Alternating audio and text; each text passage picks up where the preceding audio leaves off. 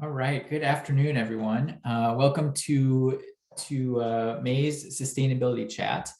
This week we're featuring ORA Trails and Jed Olson, the Executive Director of ORA Trails.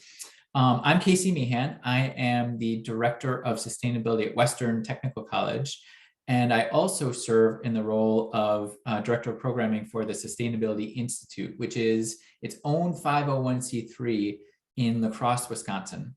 So our mission at the Sustainability Institute is to promote a positive vision of what a sustainable future looks like in the Driftless region and really celebrate a lot of the efforts that we already have going for us right now, leading us into that more sustainable future.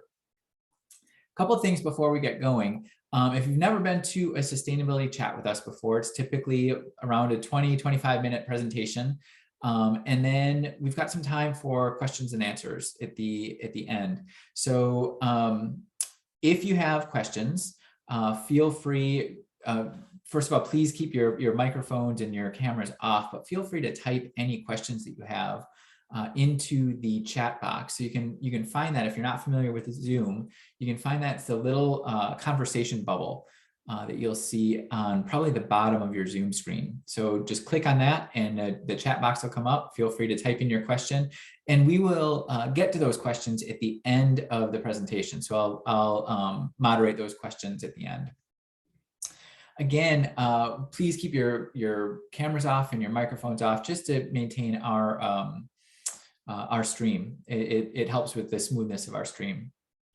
Also, just so you are aware, this will be recorded and it'll be up on the Sustainability Institute website sometime in the next 24 to 48 hours. So you can always go back and rewatch if you'd like. Now, before we get going, there's a few poll questions that we'd love you to answer. I believe we have 4 of them this time around.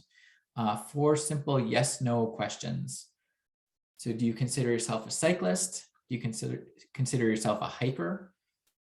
Do you enjoy riding a bike? Do you enjoy walking on a trail?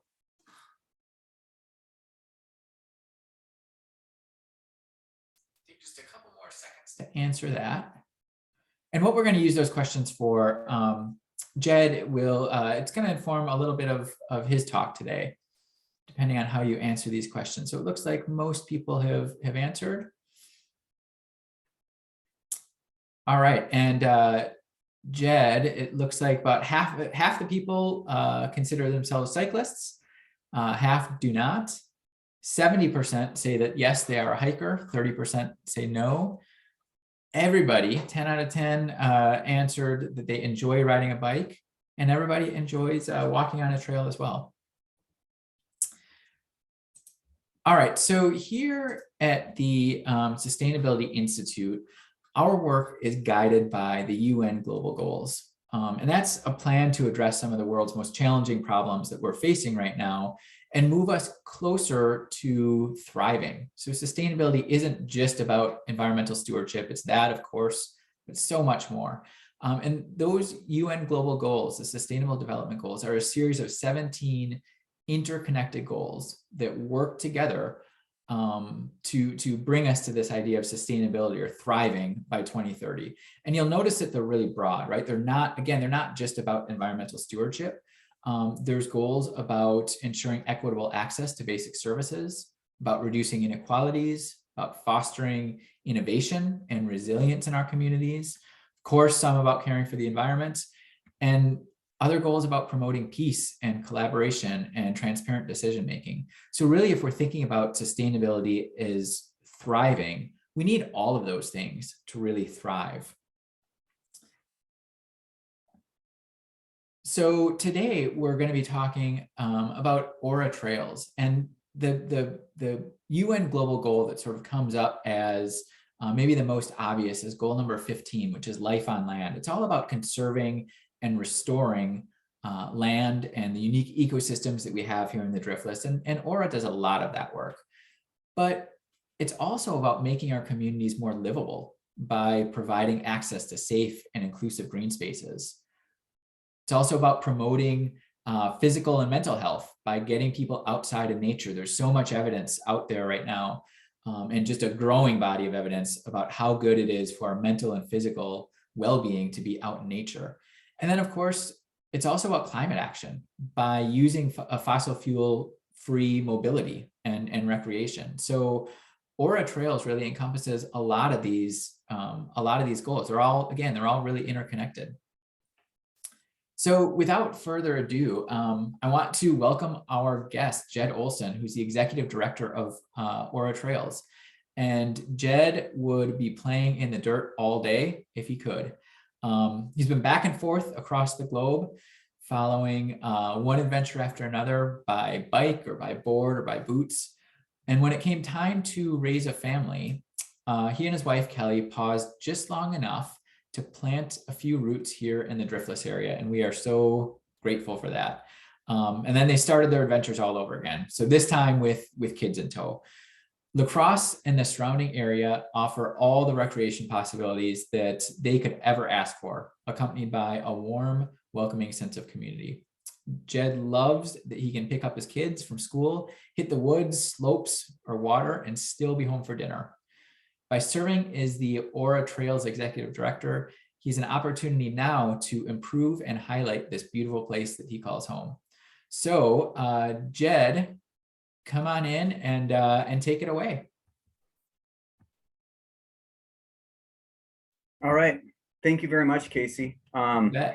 You know, a lot of times I kind of greet and start presentations and say, hi friends. I just like to use that term, but I'm looking through this list of participants, and I do actually see a lot of friends in here. So it's a interesting situation where we are always doing these virtual meetings, but it's fun to be in a room of friends.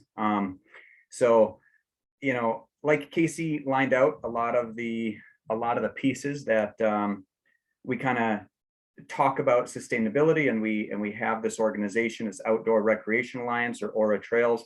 There's just a lot that really does line up to this mentality of thriving and this broader vision of sustainability. So Casey kind of kicked off with that poll, and it is always interesting. The results that we got are exactly as I predicted, maybe even a little steeper than sometimes we predict, but there's that kind of dissonance when people say, well, I'm not a cyclist, but I know how to ride a bike. And why do we use those labels to identify, one person or another? And at this point in the world, in this point in our society, we seem to use these labels to say we are or aren't something. And I think that when we talk about sustainability and thriving, we really need to view ourselves as a very common group of people. And when we look at, do you enjoy riding a bicycle? There's 100% response, and we usually expect that. And do you enjoy walking on trails? Again, 100% response, and we usually expect something like that. So I'm going to go ahead and screen share, and kind of did a couple of practice runs earlier, putting some of these things together. So hopefully things come across correctly. So I believe you're probably seeing my opening slide, which is a photo of a big photo of my face. Yep, looks good, Jed. You're good. What's that? Looks good. Okay, excellent. We're good to go. I do like to, sorry, let's see, I got to make sure my,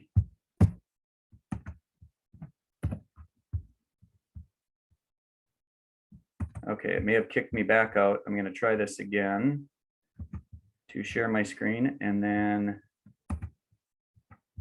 actually let me use PowerPoint at the same time.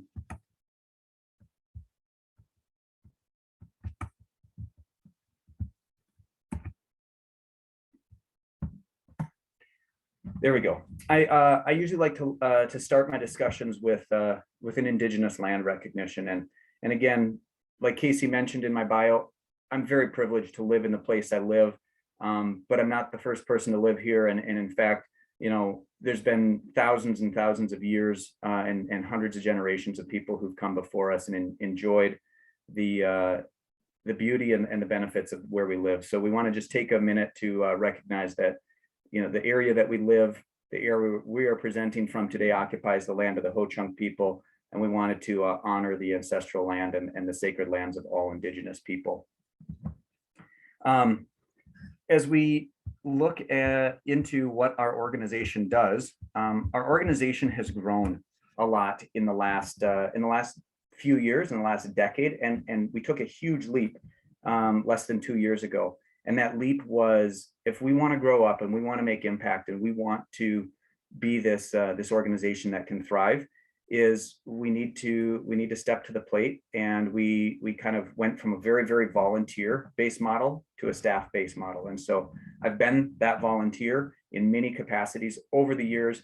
And at the end of 2020, I stepped into the role of executive director, and I shuffled a bunch of other stuff on my plate to say, let's make room for this and let's make this a priority in our community. And one of the first things that we did is we looked at what we'd been doing and kind of how we had grown from a very small and somewhat focused niche group of people riding very special bikes on special trails in special places, to a group that was really doing a lot more throughout the community and a wider appeal, and involving a lot more people and a lot more diverse activity. So we rewrote our mission, and our new mission is that ORA Trails is dedicated to building happy, healthy, and resilient communities by providing access to equitable and sustainable outdoor recreation experiences. And so when we really break that down, it's that we want people to be outside, and it's going to make all of us stronger. When I look at the definition of sustainability, or what it really means when it's broken down, is, can we do it again tomorrow?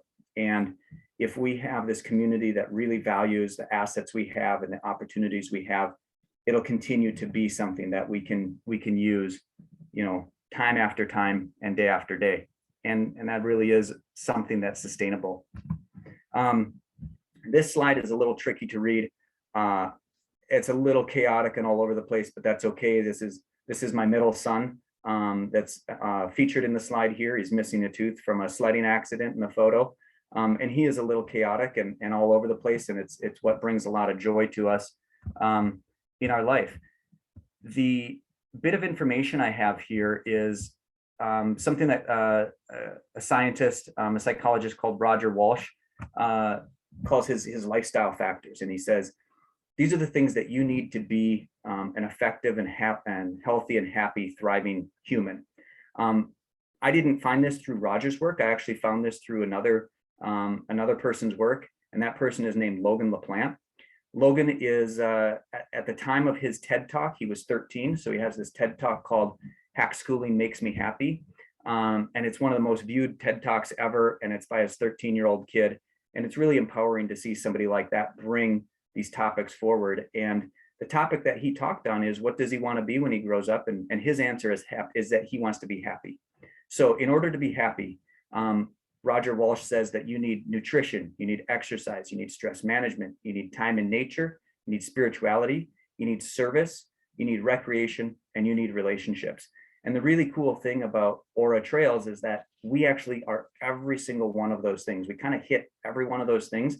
And so it's not a hard job, it's not a hard sell to tell people that these are the things that they want, and we want to move forward. So this is why we have the mission that we have. And with that mission, we talk about what vision we have and why we're pushing that. And it's because we truly believe that in the betterment of the human condition by connecting all people to the natural world. In La Crosse, Wisconsin, we're very fortunate that our city is constrained by two geologic features that really constrain our city to a tight geographic region.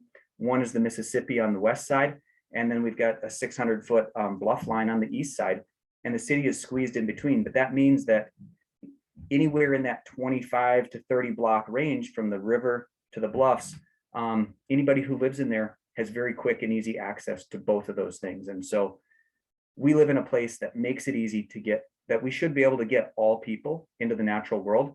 And if we ask ourselves, are we doing that? Did we get enough people outside today? Even though we live in that great place with that great resource, the answer is probably no. We didn't get everybody outside, and we didn't get enough people outside. So the next question is, should we get more people outside? And so the answer is probably yes. And that's where we land on why we're doing the job that we're doing and pushing the work that we're doing. This is another photo. I'm always a sucker for photos of my kids, and also those are the easy photos to get and share into a slide like this. So this is the title of the slide says it all. Is there everybody deserves more nature in their lives, and this is the outdoor classroom that was that we helped construct with the help of Dave and Barb Erickson family and Rotary East, the city of La Crosse and La Crosse County. It's over behind State Road School. This is a group of fourth graders who went for a hike on their pajama day. And on their hike, they were able to stop by the outdoor classroom. And since it's pajama day, they're pretending that they're all sleeping outside in this outdoor classroom. Many of these kids are blessed to be in families that live an active outdoor lifestyle. But many of these kids, this is the only time that they might have been outside that, you know, in a recreational space that whole month. So these are the types of things that we do and we develop to try and hit that mission and hit that vision. It's been said many times, but it does take a village. We've got, you know, I just listed all the partners that we had on that last project, and every single project we do, we have this long list of partners, and it's from the individual level to that community level. I gave a speech at Viterbo a few months back, and the title of the speech is a little confusing, but I wrote it as it's an inspirational title because it's a quote that a friend of mine told me while we were working on a project together, and we were both digging with shovels, and he looked over and he said to me, he said, 2 people is so much more than one person. And so if you break that down, it's that by just adding another person, another team member, all of a sudden you become a we, and that we is really stronger than the 2 individuals. And so all of our projects, all the things that we do, the only way that we can make progress moving forward is by developing positive relationships and great teams. And we've been really fortunate to work with just amazing partners on the projects that we do, whether it's the funding side, the access side, the engagement side. And as a occupation now, I get to go out, reach out to those partners, build those relationships. And I spend every day kind of talking to my friends, visiting with people, emailing, and having conversations and figuring out how we can partner better. And sometimes I feel like we've got too big a village, and there's got too many people, too many projects, and too many ideas that it gets hard to narrow in and focus on just getting the one that's in front of us done, and sometimes saying no to those other opportunities. But we've had great support and allowing us to grow as an organization from both a volunteer side, a financial side, a staff side. All of our resources are on the upswing, and we couldn't do it without those people who lift from the bottom. When we look at our organization and why we're pushing that one specific thing that we push, there's a lot of components to sustainability. I definitely believe and am a huge advocate for a sustainable lifestyle. And sometimes I probably spend a little too much time contemplating over my daily choices and why we do what we do, and feeling guilty about some and enthusiastic about others. But when it comes to outdoor spaces and why we want to use trails, is that it's a responsible way to give people access to nature. It's like giving them a guide in the woods, but you don't have to put a person out there. Those trails provide exercise and wellness, and there's so many studies that show the benefits of physical activity for both the physical and mental side of your brain. We've got this scenic beauty, an appreciation for nature. Really, no matter what religious or spiritual background you have, there's something about being in a place that gives you awe, that allows you to just acknowledge that the world is so much bigger than our individual selves. We can inspire this land stewardship and conservation idea. We can push opportunities for both the people who live here, the people who travel here to visit and tour, and become another industry in a region. We can connect people. We have this unique landscape, and it sometimes divides neighborhoods where a sidewalk couldn't go, but a trail often can connect these neighborhoods. It provides an alternative form of recreation. We're not fighting against football and soccer, and hiking versus biking or paddle sports. We're really kind of fighting against Nintendo and Netflix, and we want to push people in this direction to remember that there's a great opportunity, and it might be different than what they've traditionally thought of as their preferred recreation. And as we improve this quality of life, it helps bring a vibrant workforce to our region, and it keeps those people here, and they become valuable community members. And it's a major economic driver with a huge return on investment. A foot of trail is usually less than a foot of street curb and gutter. And very few times did you say, man, I mean, no doubt about it, I appreciate our curbs and gutters and storm sewer systems, but rarely do you go to a city and say, did you see all those curbs and gutters? But when you have trails and outdoor resources, it's absolutely there. And I see this industry as what I call a non-consumptive industry. So for the most part, we aren't extracting something to sell it or turn it around, but we are developing an economic impact by something that is here, was here, maybe took a little polishing, and it stays here, and it's a long-term asset to our community. And when we look at trails and we look at sustainability, there's these three components of sustainability, and one of them is environmental sustainability. What's it doing to the physical and biological resources around it? We've got that social sustainability, and it's how people are interacting and how they're changing and adjusting their lifestyle, their interactions with others. We want to make sure that a trail allows people and a diverse and wide group of people to use a space. And then we've got economic sustainability. And is this something that justifies the money going in? Many studies have been done. The economic impacts that come from a relatively small investment in infrastructure usually comes back a tenfold or more back to the community, especially when you start calculating in health benefits and healthcare costs. And so these are the ways that we look at trails. Are they sustainable? And they take effort, expertise. And it's a newer industry where we can look and say, how does this affect? And sometimes we get it wrong, and we have to adjust it and tweak it and try and improve it where we can.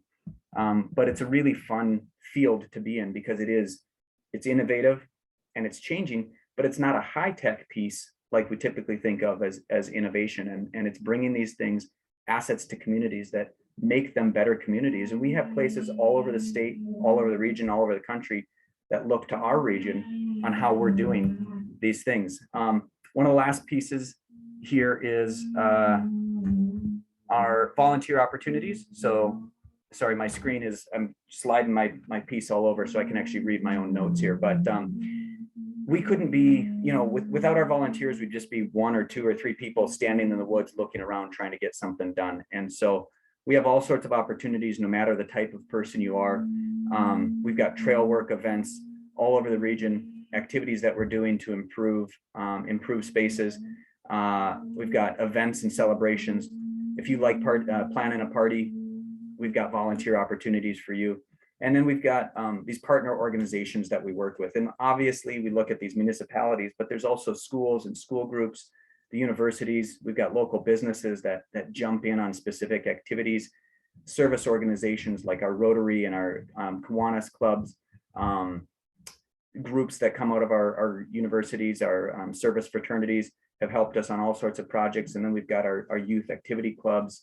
We've got sports teams and other nonprofits that we partner with to continue to push all of these activities and projects forward. Again, my last slide is really just a recap of our mission. And so I think that we can probably jump back in and kind of open up the conversation and have some question and answers. You bet. Thank you so much, Jed. One question that came through from Claire is the website the best way to find out about events and volunteer opportunities? Yeah, I'd say the website is a great place to start. At our website, you'll find a link for our newsletter. So you can get our newsletter in your email. Once you sign up and drop your information in there, so you can sign into our waiver. And once we have your physical email address or physical mailing address, you'll also be getting a couple of notices here and there of different activities, events, and fundraiser opportunities. And then social media is a hard one to avoid. I know there's a lot of kind of give and take and positive and negatives there, but by following us on either Instagram or Facebook, you can also keep up with what we're up to. So thank you, Claire. So an extension of that, talk a little bit about what is it like to volunteer? So like, I know you have like trail volunteer nights and things like that. Like, how much experience do you need to have to to do some of that. And Yeah. what exactly does an event like that look like? Yeah, so volunteering can look really different for different things. For example, we have a couple of our great trail champions who work for Train, and they coordinated and organized a Train work day. So they brought employees from Train out to Hickson Forest. Now we did this last week when it was like 95 degrees. And so when you say, what does volunteering look like? You don't need any experience to come out and join us. Last week, it was kind of miserable. We actually adjusted our schedule a bit. We eased back on what we thought we might get done. We drank a lot more water than we anticipated, and we did a lot more standing around and visiting. When I give our safety speech, I kind of say, I list our priorities, and they're usually go outside, meet like-minded people, stay safe, and we get down to about number 6 before it's actually get work done. But we do get a lot of work done through our volunteers, and we really focus on education and empowerment. So none of our projects would happen without volunteers. Even though we've got a staff now, we cannot do a project through and through without the community support. And so, we do chainsaw training, we do crew leader training, we do opportunities to empower and elevate our volunteers who help put our events together, and we're putting them in connection with the other partners or the funders that are needed to help there. So again, all aspects, all skills are used, and we value those volunteers, and we really have that education and empowerment as a high priority to turn those volunteers into super volunteers. Cool. And so talking a lot about trails, who are the trails for? I mean, I know that there's some people I think that might be a little bit shy to use the trails because they think they're going to get run over by a mountain biker, or they just don't belong on the trails because they're only for hardcore hikers. Or how do you spread the word about who these trails are for? Yeah, so like I'm trying to look at, so it was last night. Last night we had a hike where we partnered with Wiscor, and we were out in the La Crosse Marsh, and it was a walk, and so that experience is the low barrier to entry. I like to tell people that La Crosse has we have a 0 entry pool, right? So we've got the deep end, you can jump into the deep end, and we're blessed with this topography that goes straight up and down, and sometimes it's a curse when you're trying to get one place or another, and you got to go straight up and down. But the other half of our city and our community is pretty flat in the river plain, and so it's great because in La Crosse here you can get out for that 0 barrier to entry hike, or very close to 0. Something that somebody with mobility issues can get out on our marsh trails. We've got paved trails throughout our community. We've got great parks that are even just even if it's not something that we as ORA do, it's outdoors. It's get out, sit in the grass, take your shoes off and let your feet, touch the blades of grass and sit and stare at the sky. Don't look at the sun. That's not good for you, but watch the birds, all these things that you can do that improve your life incrementally. And when you do it, a few times a week, it does bring a higher quality of life back in. So to answer your question, the trails are for everyone. We do our best to make things accessible where we can. Again, sometimes we hit constraints with the steep and challenging topography to get everybody to every location, but it's everyone. And we try and push activities that allow people to find other people at their level that they can participate with. Is there thinking about where you want to see the trail system here, let's say 10 years from now, Yep. Is there like a shining star community that we could look at, that it's maybe something that you're really striving to like emulate somehow? Yeah, there's one community in particular that's getting a lot of press and a lot of coverage right now, and it's Bentonville, Arkansas. And there's some amazing things happening in Bentonville. But one of the other pieces that we need to look at and consider is that how it's coming down the pike and what it's doing to the rest of the city. So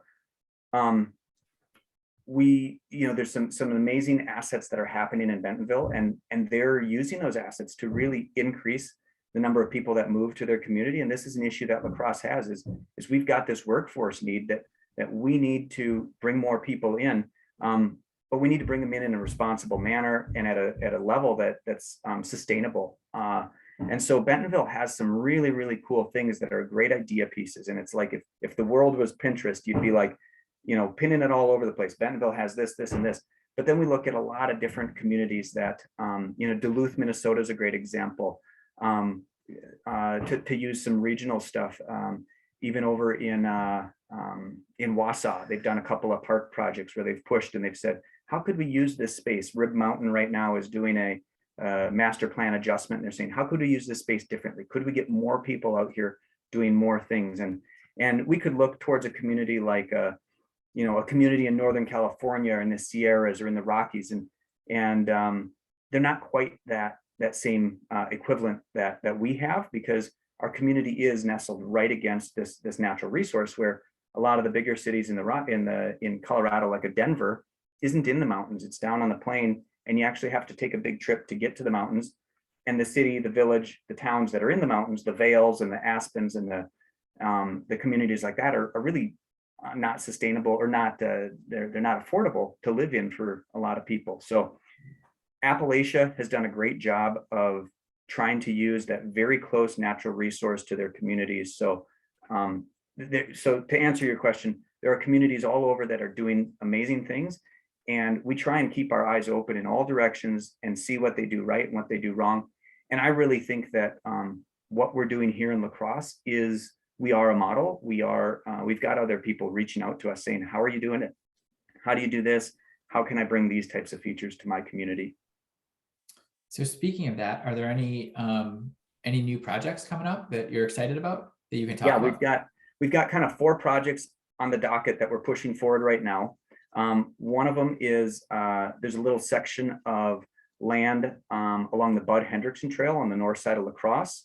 Again, a neighborhood that you wouldn't typically think has great access to green spaces, but there's this little pocket that gets socially used right now by people who kind of can walk through it, but it's not acknowledged or identified as like a park asset. And so we're working with the city to try and improve access and awareness of even just that little tiny pocket of green space, and get some permissions so that we could formalize the uses there. On the south side of La Crosse, we're working with Rotary and the Erickson family to hopefully bring a handicap accessible treehouse out into the woods that's along a trail. So you imagine you could roll in on a wheelchair from one side of the treehouse, but as you get to the other end, you look out and you actually have that sense of elevation, like you're up in the trees. And so that's another project. And then our last 2 that they're pushing right now are both community projects in a little bit smaller towns that are close by. So it's West Salem and Trempealeau.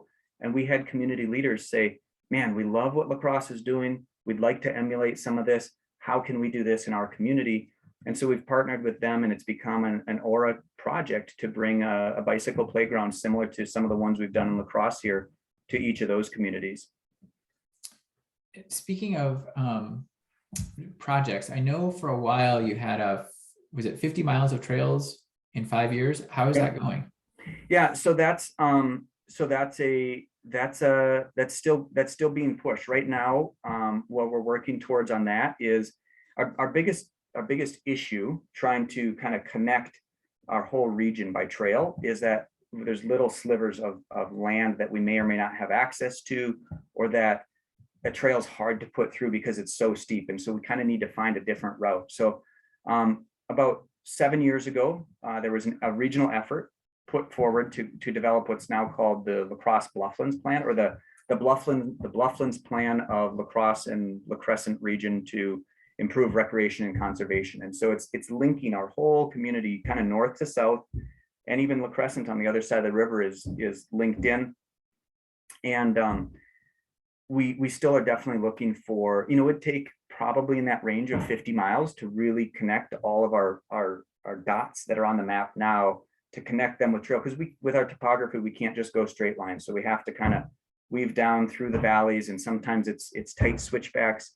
But in order to do that, the biggest thing is getting other communities on board, getting other partners on board, and getting access to pieces of land, whether it's private land that somebody might give us an easement on, maybe it's private land that somebody wants to sell, and we need to raise the funds to do that, or maybe it's public land that we just haven't developed the trail plan on that. So 50 miles in 5 years was a tagline that we were using, and you do the math, it's pretty easy to divide, and that means that we would need to put 10 miles a year down. Back in 2020, we did about 6 miles that year. Last year we did just a couple of miles of trail with the city of La Crosse doing the Miller Bluff connection and a connector kind of to the Alpine Inn from the Granddad Trail project. But one of the other pieces that we don't measure success only on miles, we also have to measure it on smiles. So sometimes it's not the length of the project that's significant. Like this outdoor treehouse project is a 0 miles project, but it's going to be amazing if we're able to get everything to come through. So a question from Christina Merkins, and she's wondering if you're hiring new employees to join your team. We are actually hiring new employees to join our team. This summer, we're looking for some seasonal work. We're looking for some folks to help do maintenance on trails. So volunteers are amazing. Volunteers are great, and it's what we've built, built all of our efforts on. But most volunteers have jobs and they're not available during the workday. And so sometimes jobs are tasks that we need to do outside are a little bigger. So for this summer, we are actually hiring for a maintenance crew supervisor and a couple of maintenance crew labor type positions. And that application is open 2 more days. So if that's something you're interested in, you can jump over to our website and grab the application there and get that turned in. And are we hiring in the future? The goal is yes. I think that if we truly start to hit the impact that we really could have throughout the community, I see us as being able to grow into a much larger organization. So if Christina's not just asking for a friend, but asking for her, I would totally recommend her. She's a former student of mine. She's great. Yeah. So let's see. Another question from Claire. How are you funded? So the majority of our funding comes through donors. So, early on, we were the kind of complete Midwest organization where you put your head down, you do the hard work, you don't ask for help from others, and you don't stamp your name on it. And so people would see projects and they'd say, oh, well, the trails in the forest are great. I don't see why, we need to pay to maintain them. And it's because volunteers are doing it, putting their head down and not claiming that work. In any given year, our volunteers put hundreds and hundreds of hours into just cutting logs off the trails. And so what we've started to do is realize that and know that if we want to thrive and be sustainable, we have to build that funding revenue stream. And that involves not us boasting, but it involves us acknowledging the work that we're doing and putting our name on it and then asking for that help. I'm sure everyone in this meeting somebody said, hey, let me know if you need a hand. And then when the work came on the weekend, whether it's, loading rocks in your yard or moving or watching your kids, they don't ask. We're sometimes ashamed to make that ask out, but that's what we're learning, is that we need to make that ask more frequently. We do also have some revenue that we develop through, what we call our earned income, and it's different things through it's offering classes sometimes that we charge other groups or agencies for. We do some contract work with different organizations. We apply for grants, but the bulk of our funding comes through donations, and some of them are less than $1 and some of them are hundreds of thousands of dollars. So we need all types, and they're all impactful. And there's many people who can't give that donation of money. So by giving your time, giving your energy, and just giving your enthusiasm, that's we build our organization not on a membership model, but on what we call our trail friends. So by saying you want to be part of it, you're a member, you're a trail friend. Sign up, get our newsletter, be one of the team. You'll get stickers, you'll get buttons. And come out and support us however you can, even if it's just sharing on social media or chatting about us with a friend. How much work actually goes into building a trail? From start to finish, like from conceptualizing this new trail to people actually having their boots on it. What's that process look like, and how long does that take? Yeah, so the kind of the national average, the phrase that gets, the stat that gets thrown around at some of these trail organization meetings and discussions and summits is 7 to 10 years. So from the time when you say, hey, wouldn't it be cool to like that trail actually getting built is 7 to 10 years. for example, through our Hickson Forest system, our marsh trails, and our Grandad Bluff trails, the answer was about 120 years. There's some documentation that Joseph Losey had dreamt up a scenic drive that went from Riverside Park to Grandad Bluff. And this was late 1800s, so this is pre-automobiles. So he's referring to kind of a horse and carriage path or a route that you could take from Riverside Park and get up to Grandad Bluff. And you can do that today through our marsh trails, Hickson Forest, and our Grandad Bluff trails. So that one took a lot longer to get all the way done and acknowledged, but usually it's years. You know, you need to get permission. So you get the idea. Now you need to get some people who support your idea and see the vision. You need to get permission from whoever owns the land. Once you get that, you need to look at the constraints, and maybe it's geography, maybe it's a sensitive species, maybe it's a dangerous space, and you can't just push the trail straight through there. So you have to plan it. And once you've got that plan, and the plan costs money, so this is kind of a chicken and an egg piece where how do you get the money for the plan if you don't have the plan to show for the money? And then, but once you get that, once you've got that plan, it's additional funding or effort to put the trail on the ground. And as soon as the day the trail's on the ground is, there's always maintenance that's going to happen. We try and build these trails with as much advanced planning, sustainability, the sustainable vision forward. But from time to time, they're going to need maintenance. They're going to need, you know, they're going to have bits of erosion, places that need to be, you know, updated, trees that need to get cut off, all sorts of stuff. So it's a lot of work, but it's really rewarding work. And again, like I mentioned before, is the impact back on the community is just immense. The people that we see use the trails, just they say thank you, thank you, thank you. They can't say it enough. So one final question for you, and yeah. Thank you for the trails, by the way, because I love them. I'm on them all the time. And one of my favorite spots on the trails here in La Crosse is on the Hickory Trail. There's this great little stand of like red and white pines. It's just a little pocket of them. Yeah. Right a little ways past the Savannah Trail. And I just love it. Every time I run through there, I stop and I'm just sort of in awe.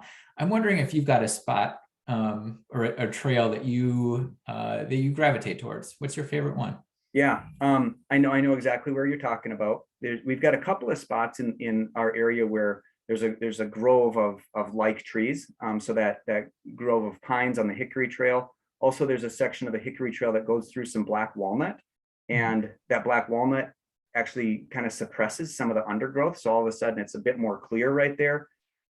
There's some trails up in the Matthew Quarry complex that where it's through a grove of aspens, and again, it's just all of a sudden the trail feels different, and it just gives you that stop or pause. My favorite place, and I just actually talked about this on a hike out there the other day, is up at Grandad Bluff. We took this old industrial site. I mean, it literally was a mine, and people hadn't been able to really utilize it very well for years. We were able to clear lots of invasive species out, lay the trails out, but there's one overlook that faces straight south. So most of our overlooks are along the bluffs, and they look west from the Wisconsin side, or they look east from the Minnesota side. Well, this point kind of looks out into the valley that makes Ebner Coulee, the end of Cass Street, and so you're looking straight south. If you look to the left, you can watch the sun or the moon rise. And if you look to the right, you can watch the sun or the moon set. And when we were building that trail, I actually spent long days out there where I watched the sun come up and the moon go down. And then I watched the moon come up and the sun go down from the same location.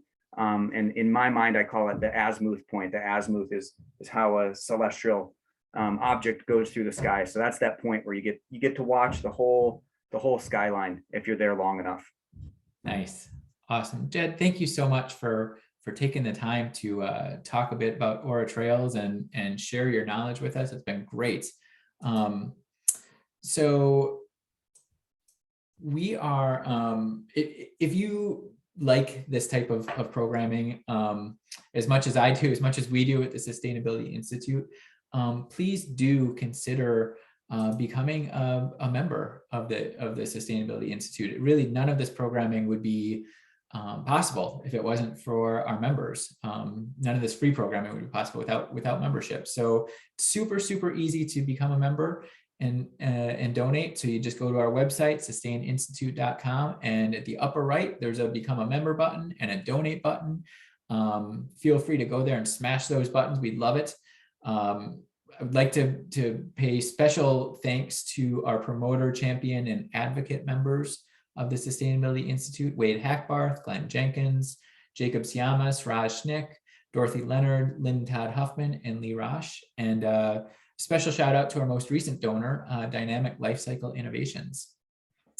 So in just a sec here, you're going to see a survey pop up on your screen.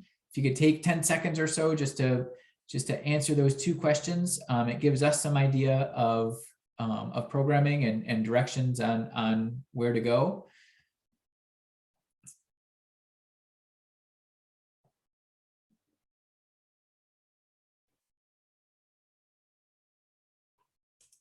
And as you're finishing that survey, I would want to remind you one more time that you can get a hold of this presentation probably in the next 2 days or so up on our website at sustaininstitute.com. And you can also at our website check out upcoming events. So we will have a June sustainability chat. We're working with a couple of different organizations to lock something down for probably the end of June. So keep checking sustaininstitute.com/upcoming events to see who that'll be and when it'll be. And we look forward to seeing you this summer. Have a great afternoon, everyone.